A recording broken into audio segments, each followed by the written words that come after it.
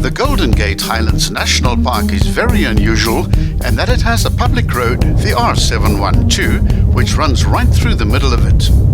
Starting from the western gate, there's an official pass called Lichens Pass, also sometimes referred to as the Golden Gate Pass, which winds through some of the most spectacular scenery that South Africa has on offer.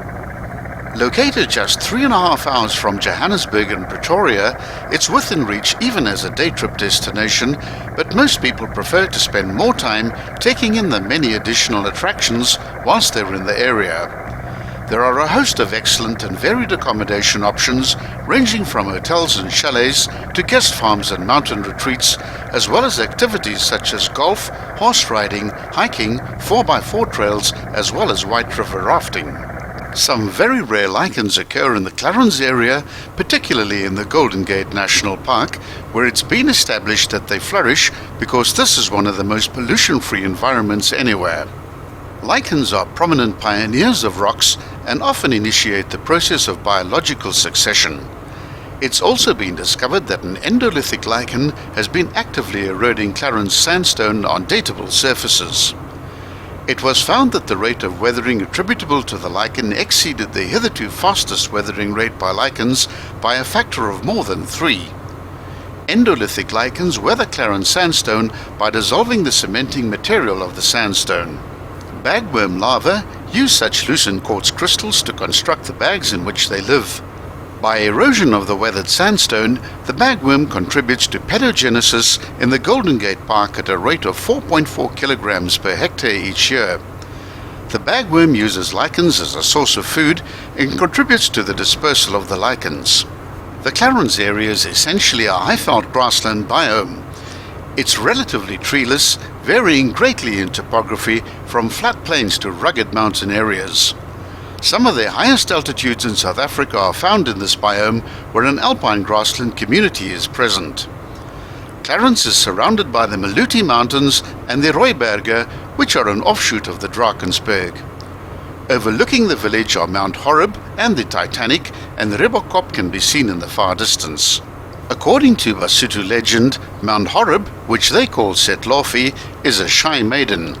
She was betrothed to the warrior mountain Matsa, which is Ribbokop, who jilted her for another. This broke Setlofi's heart, and even now when she thinks about it, she draws a veil around her head and weeps. Thus, when Setlofi is shrouded in cloud, it will soon rain in Clarens. The cuttings on the right-hand side of the road at this point have made Golden Gate world famous amongst paleontologists because of the discovery by Professor James Kitching of the oldest fossilized dinosaur eggs ever found, which are about 200 million years in age. When workers were blasting into the hillside to build the road in 1977, Kitching looked through the rubble and found 7 fossilized eggs. When he got back to his lab and began to study them, he realized that 2 of the eggs contained embryos. These were the oldest embryos ever found of a terrestrial vertebrate, as most fossilized eggs are only about 60 million years old.